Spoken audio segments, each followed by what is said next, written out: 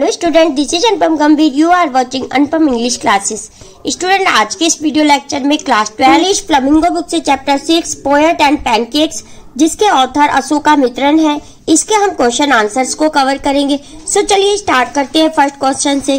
What does the writer mean by the fiery misery of those subjected to makeup. तो हमारे author है अशोका मित्रन, ये चेन्नई के जेमिनी स्टूडियो में काम करते हैं और बताते हैं कि वहाँ पे ट्रक भर भर के मेकअप आता था, मेकअप पैनकेक्स आता था। पैनकेक वो है जो एक्टर और एक्ट्रेस को तैयार करते समय, मेकअप करते समय यूज किया जाता था। अब इस क्वेश्चन में ऑथर का क्या मीन है इससे कि वो जो मेकअप लगाया जाता है एक्टर्स को वो फेरी मिजरी होता है। तो the heat produced by the lights in the makeup room brought about a lot of discomfort to the actor in the makeup room। जो मेकअप रूम होता है उसमें बहुत सारी लाइट्स लगी होती हैं जिससे हीट निकलती है और वो एक्टर्स उससे क्या हो जाते हैं, डिस्कम्फर्ट होते हैं, परेशान रहते हैं। Hence the writer refers to this pain and trouble as fiery misery. तो इसीलिए राइटर ने इस परेशानी को, एक्टर्स की इन परेशानी और पेन को ही फेरी मिजरी कहा है। Next question, what is the example of national integration that the author refer to. The makeup division of the Gemini Studio was an example of national integration. According to the author, this is so because people from different religious groups worked together in the same department. Author के अनुसार national integration क्या है? तो जो makeup department है Gemini studio का, वहाँ पर तरह तरह के रिलीजियस के लोग आते हैं, तरह तरह के धर्मों वाले लोग आते हैं, इसीलिए ऑथर ने उसे नेशनल इंटीग्रेशन कहा है। और हमारे ऑथर के अनुसार ये लोग जो होते हैं अलग अलग धर्मों के मानने वाले होते हैं, ग्रुप में यहाँ आते हैं, काम करते हैं, एक साथ एक ही डिपार्टमेंट में वर्क करते हैं, इसकी वजह से ऑथर ने इन्हें नेशनल इंटीग्रेशन कहा है। The department was headed by a Bengali who was succeeded by a Maharashtrian. अब ये जो यहाँ पे हेड है इस डिपार्टमेंट का, मेकअप डिपार्टमेंट का जो हेड है वो बंगाल से है और जो ये चला रहा है इसको, जेमिनी स्टूडियो के मेकअप डिपार्टमेंट को, वो एक महाराष्ट्रियन है। The other helpers include Dharwar Karnataka, तो ये कर्नाटका से है, and Andhra, Madras Indian, Christian and Anglo Burmese and the local Tamil. तो ये तरह तरह के लोग हैं, अलग अलग स्टेट से आए हुए हैं, इसीलिए ऑथर ने इसे नेशनल इंटीग्रेशन कहा है। Now next question, what work did the office boy do in the Gemini studio. Office boy का क्या काम था जेमिनी स्टूडियो में। Why did he join the studio, उसने ज्वाइन क्यों किया था studio. Why was he disappoint, और वो निराश वहां से क्यों था। The office boy had a duty of slapping makeup on the faces of players at the time of crowd shooting.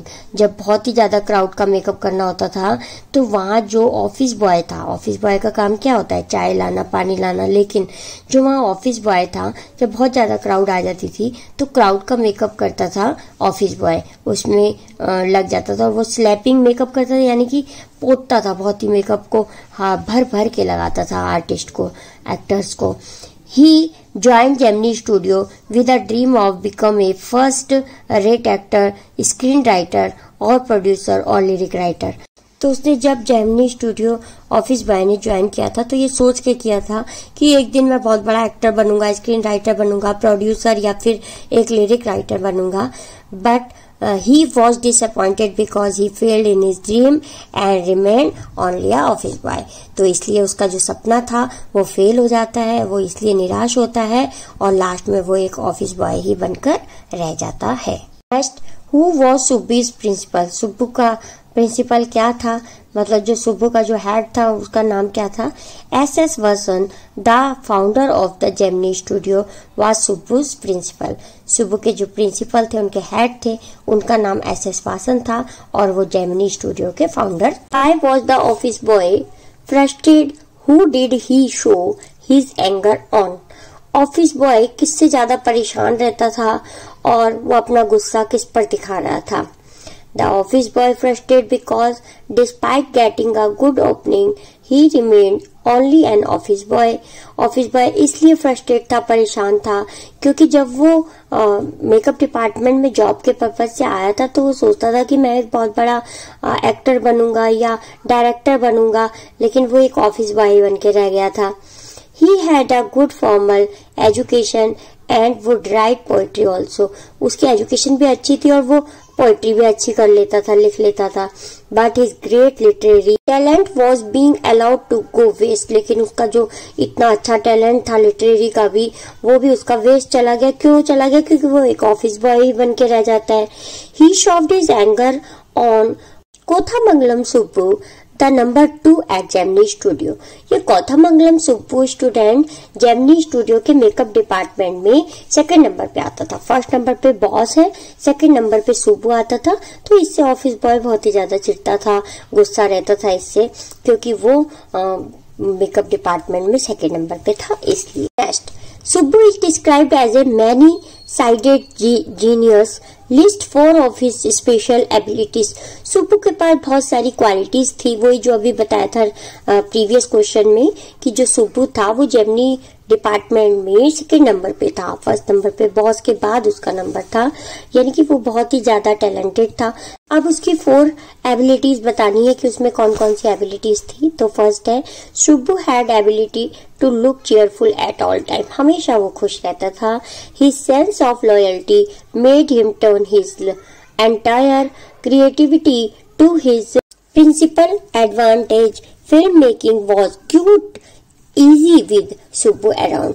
Subbu की बहुत ही बड़ी क्वालिटी थी कि वो अपने प्रिंसिपल, ये जो बॉस थे उनके, उसके हर लाभ के लिए वो काम करने को हमेशा तैयार रहता था। और इवन कि जो सुब्बू था वो फिल्म मेकिंग में भी उसको, जो फिल्म मेकिंग का काम है उसको भी सुब्बू बहुत इजी कर देता था बॉस के लिए। तो बॉस को बहुत फायदा होता था सुब्बू से। थर्ड क्वालिटी क्या थी? He was literary incline to a poet. और अब वो पोएट भी था, पोएट्री करना भी जानता था, एंड नॉवेलिस्ट, और वो नॉवेलिस्ट भी था। He was an amazing actor.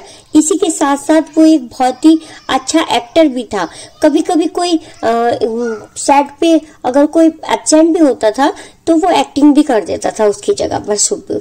He had a charitable and loving nature. और बहुत ही प्यारा नेचर था उसका, सबकी रेस्पेक्ट करता था और सबसे चेयरफुल रहता था। Next, Why was the legal advisor reformed to as the opposite by other? जो लीगल एडवाइजर था वो दूसरों को अपोजिट क्यों था? उससे वो दूसरे लोग उससे विरोधी क्यों थे? The lawyer was in the story department. He was officially known as the legal advisor. जो स्टोरी डिपार्टमेंट में जो लॉयर था ना, वही लीगल एडवाइजर भी था। However, his action did nobody any good. He had unwittingly brought to an end the career of a promising young actress. Hence, he was reformed to as the opposite by others. जो story department में legal adviser था, ये किसी के भी action पे उंगली उठा देता था और एक्टर के कैरियर का द एंड भी कर देता था। इसी वजह से ये जो लीगल एडवाइजर था वो दूसरों का विरोधी था। Now next question, what made the lawyer stand out from the others at Gemini Studio? Story department का लीगल एडवाइजर लॉयर था, वो जेमिनी स्टूडियो में किस प्रकार से दिखाई देता था? The lawyer's dress that he wore made him stand out from the others. जो लॉयर की ड्रेस थी वो दूसरों से बहुत ही अलग थी, इसलिए वो जेमिनी स्टूडियो में अलग दिखाई देता था। He wore a pant and a tie and sometime a coat also. तो मोस्टली वो क्या पहनता था? पैंट टाई पहनता था और कभी कभी वो कोट भी पहनता था। Other put on a khadi dhoti with a slightly oversized and clumsily tailored white khadi shirt. और जो बाकी सभी लोग थे वो खादी की यानी कि कॉटन की धोती और शर्ट ही पहनते थे, विच लुक्ड लाइक एवरीवन्स यूनिफॉर्म। इस प्रकार ऑफिस के सभी लोगों के विपरीत दिखाई देता था ये जो लीगल एडवाइजर यानी कि वहाँ का जो लॉयर था। Now next question, did the people at Gemini studio have any particular political affiliations? Most of the people at Gemini Studio were followers of Gandhi ji and wore khadi. जो ज्यादातर लोग थे जेमिनी स्टूडियो में वो गांधी जी के फॉलोवर थे, यानी कि खादी ही पहनते थे, कॉटन के कपड़े ही पहनते थे। Beyond khadi and wearing of khadi they did not have any particular political affiliation. तो ये खादी पहनते थे, गांधी जी के फॉलोवर थे, उनको फॉलो करते थे, तो इसलिए उनमें कोई पॉलिटिकल एफिलिएशन हमें दिखाई नहीं देता। However they were all against communication, और इसके अलावा भी वो सभी लोग कम्युनिज्म से भी खिलाफ थे, कम्युनिज्म के भी खिलाफ थे सभी लोग जो जेमिनी स्टूडियो में काम करते थे। Now next question, name one example to show that Gemini Studio was influenced by the plays staged by MRA। MRA क्या है स्टूडेंट? ये MRA ग्रुप का नाम है, मोरल रीअरेंजमेंट आर्मी, जो एक बार जेमिनी स्टूडियो में आए थे। ऐसा इन्होंने क्या प्रस्तुत किया था स्टेज पे कि इसको जेमिनी स्टूडियो ने बहुत सालों तक फॉलो किया और इससे इन्फ्लुएंस्ड यानी कि इससे प्रभावित हुए। The plays staged by MRA greatly influenced Madras and Tamil army community for some years. Almost all Tamil plays had a scene of sunrise and sunset in the manner of Jonatham Valley, with a bare stage, a white background, curtain and a tune played on the flute. जब ये army आई थी MRA नाम की army, तो इन्होंने कैसा stage बनाया था जेमिनी स्टूडियो में कि एक इन्होंने सनराइज और सनसेट का सीन लिया और उस पे हल्की ध्वनि चल रही थी। कौन सी ध्वनि चल रही थी? बांसुरी की टोन चल रही थी हल्की हल्की से। और क्या क्या था? व्हाइट कलर के कर्टेन लगाए थे और बैकग्राउंड इनका जो कर्टेन था वो व्हाइट कलर के कर्टेन का था और स्टेज बिल्कुल बेयर था, खाली था, और जिसपे सीन बने हुए थे। किसके सीन? सनसेट और सनराइज के सीन बने हुए थे और फ्लूट की ध्वनि निकल रही थी, जिसको बहुत सालों तक फॉलो किया था जेमिनी स्टूडियो वालों ने और इससे बहुत ही ज्यादा वो प्रभावित हुए थे। Now next question, who was the boss of Gemini studio? के बॉस का नाम क्या है? तो mister SS Watson was the boss of the Gemini studio. Next question is, who was the English visitor to the studio? उनके MRA के बाद एक विजिटर आए थे जेमिनी स्टूडियो में, तो वो कौन थे? The English visitor to the Gemini Studio was the Stephen Spender। तो स्टूडेंट जेमिनी स्टूडियो में एक स्टीफन स्पेंडर आए थे, अपनी स्पीच देके चले गए थे। He was the editor of the Encounter, a British periodical and a famous English poet, essays the novelist of the 20th century। ये जो स्टीफन स्पेंडर थे, जब ये जेमिनी स्टूडियो में स्पीच देने आए थे तो उनकी स्पीच एक मिस्ट्री बन के रह गई थी, क्योंकि किसी को वहां पर समझ में ही नहीं आया था कि ये किस पे चर्चा करने आए हैं। लेकिन ये जो स्टीफन स्पेंडर थे वो एक द एनकाउंटर नाम की ब्रिटिश पीरियडिकल एक बुक थी जिसके ये फाउंडर थे और जो इन्होंने ही लिखी थी, उसके एडिटर थे ये, और ये बहुत ही ज्यादा इन्होंने ऐसे और नॉवलिस्ट वगैरह लिखे 20th सेंचुरी के। Now next question is, how did the author discover who the English visitor to the studio was? हमारे ऑथर ये जो है अशोका मित्रन, इन्होंने खोज कर लिया था कि ये जो जेमिनी स्टूडियो में स्पीच देकर गए हैं कि ये कौन है। तो इन्होंने ये कैसे डिस्कवर किया, कैसे फाउंड किया कि ये जो आए थे वो स्टीफन स्पेंडर थे और द एनकाउंटर के एडिटर भी यही थे। तो before investing money in participating in English periodical The Encounter, the author did a research on the magazine. He went to the British Council Library where, while going through an issue of that periodical, he discovered that its editor was Stephen Spender, the poet that had once visited the studio। तो एक बार जब studio उन्होंने छोड़ दिया था, हमारे author काम करते थे जेमिनी स्टूडियो में, लेकिन जब उन्होंने स्टूडियो को छोड़ दिया था और वो ब्रिटिश काउंसिल लाइब्रेरी की तरफ जा रहे थे, तो एक बार उन्होंने देखा था एक फुटपाथ पर एक बुक बिक रही थी और जो बुक थी वो स्टीफन स्पेंडर के द्वारा लिखी गई थी और वहां से वो पहचान गए थे कि ये कम्युनिज्म पे जो स्पीच देने आए थे हमारे जेमिनी स्टूडियो में, ये स्टीफन स्पेंडर थे और ये द एनकाउंटर के एडिटर भी थे।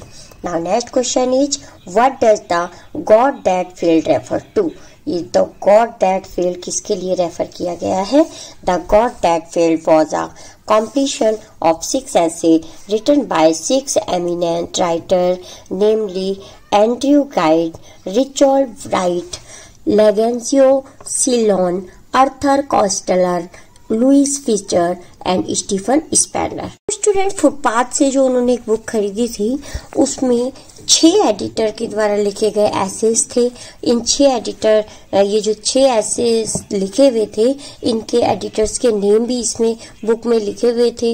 In each of the essay the respective writer describe their journey into communism and their illusion return. 6 writer थे, उन्होंने जो बुक खरीदी थी द गॉड दैट फेल्ड, तो ये बुक का नाम था और ये 6 राइटर्स ने लिखी थी, जिसमें से एक स्टीफन स्पेंडर थे। तो तब हमारे ऑथर को पता चल गया था कि ये जो द गॉड दैट फेल्ड नाम की बुक है 6 नॉवलिस्ट के द्वारा लिखी गई है, जिसमें स्टीफन स्पेंडर भी थे। Why was the Kothamangalam Subbu consider number 2 in Gemini studio. जो कोथामंगलम सुब्बू थे वो जेमिनी स्टूडियो में 2nd नंबर पर क्यों आते थे?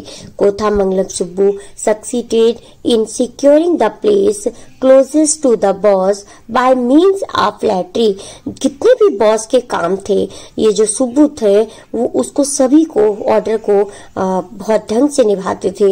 He was not brilliant but a rather cheerful person and exceedingly loyal to the boss. वो ना केवल एक ब्रिलियंट पर्सन थे सुब्बू, जबकि बॉस के आगे हमेशा वो चीयरफुल रहते थे और उनके सभी काम में मदद करते थे। तो ये सुब्बू कौन थे? 2nd नंबर पे इसीलिए आते थे क्योंकि वो बॉस का सभी कहना मानते थे और उनके कामों को इजी कर देते बॉस के काम को। The boss was in a fix, thus the other employer considered him number 2 in Gemini studio. और बॉस भी उनको बहुत अच्छे से ट्रीट करते थे, प्यार करते थे और उनका सब कहना मानते थे, इसीलिए जेमिनी स्टूडियो में नंबर 2 पर सुब्बू आते थे। इसी के साथ स्टूडेंट ये वीडियो लेक्चर को कंप्लीट करते हैं। I hope this video lecture is very helpful to you. If yes, please like this video, share this video and subscribe my channel for more videos. Thank you so much for watching. मिलते हैं next video lecture में, तब तक के लिए bye.